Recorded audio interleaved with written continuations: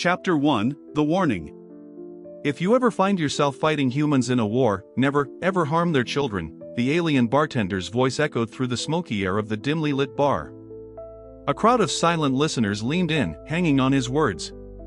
The usual chatter and clinking of glasses had all but vanished, replaced by the heavy weight of his tale. Gredick, the battle-scarred veteran sitting at the bar, flexed his many-jointed hands, blackened burns covering his fingers as a permanent reminder of the horrors he had witnessed. I served in the Shrike Wars, he continued, his deep-set eyes glinting with a quiet fury. We thought the humans were small and weak, that they'd be easy to defeat. He paused, locking eyes with the weathered human soldier in the corner. That was until we went after their colonies. The room stilled. Everyone in the bar knew what that meant. You could fight a human fleet, trade shots with their ships, but taking on their colonies? That was something entirely different. The human soldier didn't speak, but he watched intently, clearly intrigued. Gredick took a long swig from his glass, his gaze far away, recalling the days of conflict. Our orders were clear, he went on. Take the outpost on Tau Ceti, capture prisoners, and teach them a lesson. But there were children there. Little ones. When we dragged those kids out, screaming, a single transmission managed to escape the colony before we wiped out their communications. He let the silence hang in the air, his voice lowering. At first, we didn't think much of it. But then the retaliation came. Fast. Violent. Chapter 2, The Retaliation. The memory of the human assault still haunted Gredick. He could still hear the engines of their ship screaming through the atmosphere like a storm. The entire room shuddered as he spoke, his words sending a chill through the crowd. Lieutenant Marcus Talbot stood on the command deck of the Revenant, staring down at the alien world below. His fists clenched, eyes burning with a fury that boiled beneath the surface. Gredick's voice dropped to a whisper, as if recalling the intensity of that moment. "We're going in," he said to the crew. And when the intel came in that it was a suicide mission, he didn't flinch. "They took our kids," he said, "and that was it. No retreat. No discussion." He paused again, his tail twitching with remembered anger. The Revenant came down on Tau Ceti like a hammer. Their defenses didn't stand a chance. We thought we were prepared, but the humans, they fought like they had nothing to lose. And when we saw what they'd done to those kids, it was clear there would be no survivors among us. Chapter 3, No Mercy. On board the Revenant, Lieutenant Talbot was a force of nature. He moved like a predator through the chaos, his team right behind him, focused and determined. The Shrike defenders had fortified their outpost in the jagged cliffs, but the humans weren't deterred. The dropships cut through the storm of plasma fire, some evaporating in fireballs, others cutting through the chaos as if it were nothing. Talbot stood, calm in the chaos, his rifle gripped tightly in his hands. Beside him, Sergeant Klein prepared for the battle ahead. "We're going straight into hell," Klein muttered, checking his gear. "Then let's get this over with," Talbot replied, his voice steady. The ground shook as the dropships hit the surface, and the battle began in earnest. Talbot led the charge, his boots pounding the alien soil as the world erupted around him. Gunfire, explosions, and screams filled the air. The Shrike soldiers, tall and reptilian, fell back in confusion and disarray. The humans were relentless. "They took our kids," one of the soldiers shouted over the comms. The roar of anger that followed was deafening. The Shrike never stood a chance. Chapter 4, The Reckoning. Talbot's team fought like there was no tomorrow. They tore through the Shrike defenses, no mercy in their actions. There was only one goal: reach the children. The rest didn't matter. As they pushed forward, explosions rocked the ground beneath them. The Shrike outpost, a fortress carved into the cliffs, was the next target. Talbot's mind burned with thoughts of what had happened to the children. There would be no survivors among the Shrike. Gredick's voice grew quieter as he continued his tale. "I remember hearing our commander scream over the comms as the humans tore through the lines. They didn't just fight to win.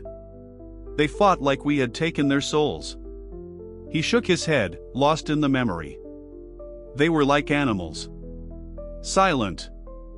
fast, brutal. Nothing could stop them.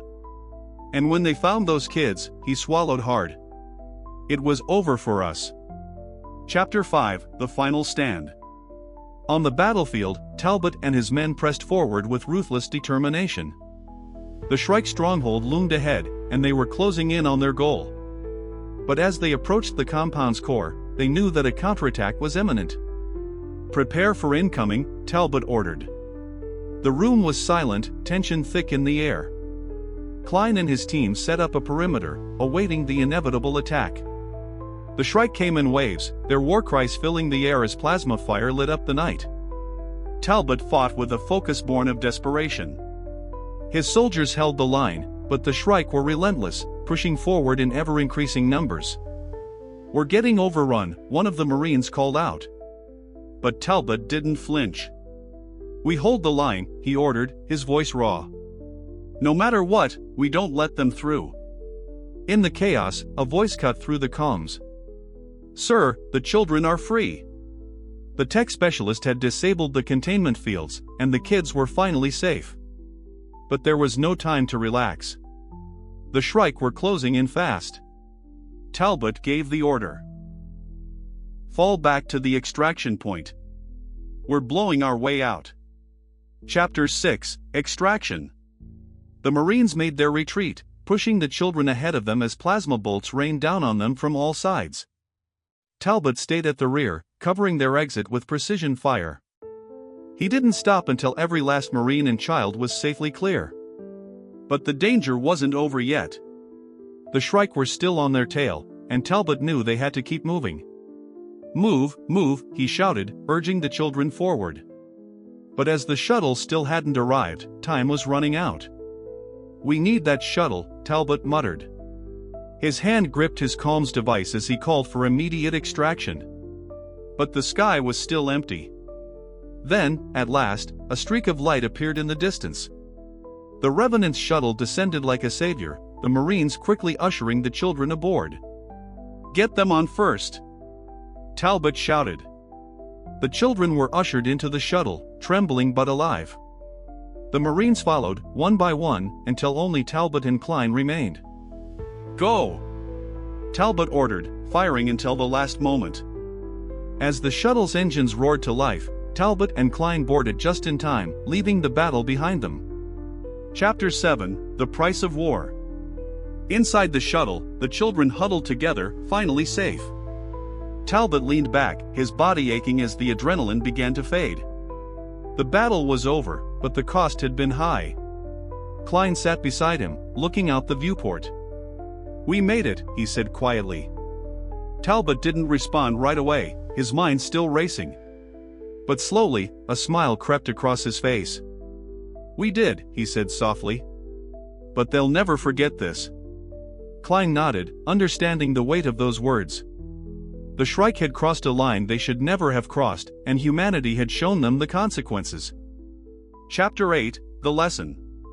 Back in the bar, Gredek's tail wound down.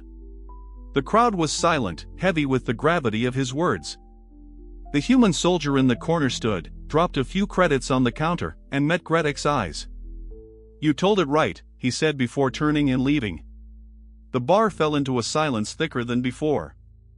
Gredek watched the human leave, his tail flicking with a mixture of respect and fear. "You never cross humans like that," he muttered, more to himself than anyone else. The bartender didn't respond, but the lesson hung in the air. No one messed with humans and walked away unscathed. Ready for more? Like, subscribe, and let's keep exploring the unknown together.